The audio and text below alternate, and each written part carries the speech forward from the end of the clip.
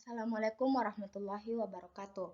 Perkenalkan, nama saya Umnia dari Universitas Muslim Indonesia Fakultas Ilmu Komputer, Prodi Teknik Informatika dengan Stambuk 130-2020-0303. Nah, di video kali ini saya akan menjelaskan tentang tugas rekayasa perangkat lunak, penerapan metode pengujian white box dan black box dengan studi kasus yaitu pelayanan puskesmas menggunakan bootstrap.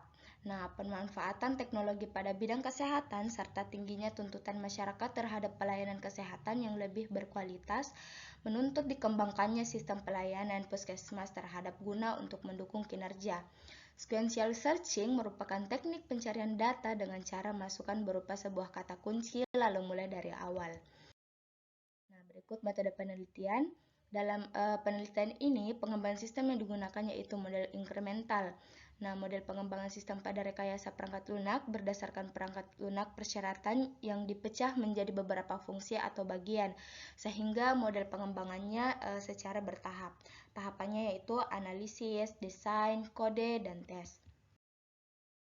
Nah, pada tahapan analisis diartikan sebagai upaya mengolah data menjadi informasi, sehingga karakteristik atau sifat-sifat data tersebut dapat dengan mudah dipahami dan bermanfaat untuk menjawab masalah-masalah yang berkaitan dengan kegiatan penelitian. Kemudian tahapan desain, dalam tahapan desain ini menghasilkan rancangan yang memenuhi kebutuhan yang ditentukan selama tahapan analisis. Hasil akhirnya berupa spesifikasi rancangan yang sangat rinci sehingga mudah diwujudkan pada saat pemrograman. Berikut contoh gambaran data flow diagram.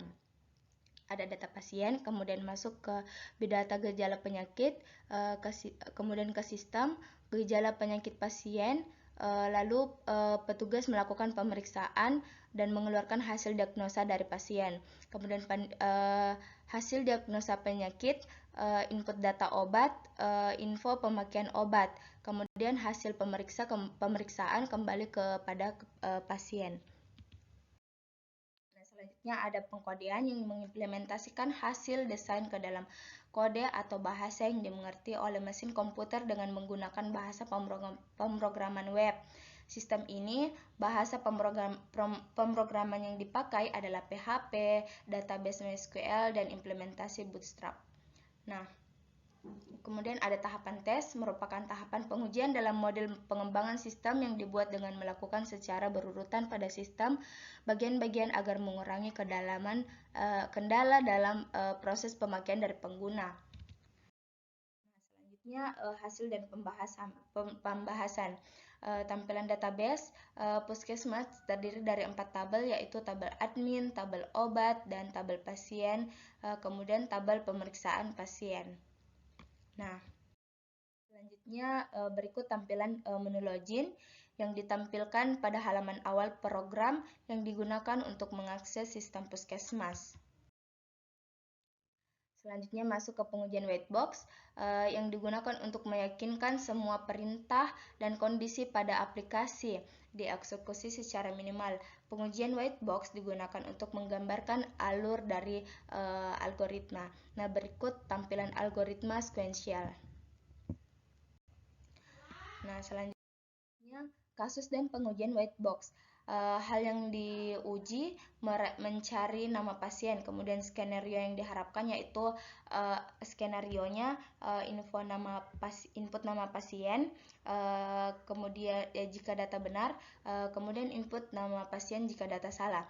Nah, hasil yang diharapkan jika data benar, data pasien akan ditampilkan sesuai nomor urut. Namun jika data salah, muncul peringatan error atau gagal. Selanjutnya pengujian black box. Pada pengujian black box ini digunakan untuk menguji fungsi-fungsi khusus dari perangkat lunak yang dirancang.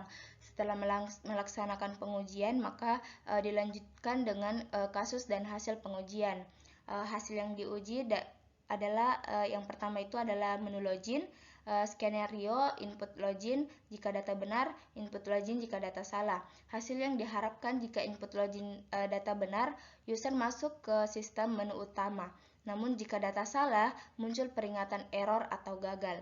Selanjutnya input data pasien. Cari cari data, tambah data, edit, hapus data, kemudian simpan. Hasil yang diharapkan jika data benar, data tersimpan, data berhasil diubah, data berhasil dihapus, data yang sesuai dengan inputan.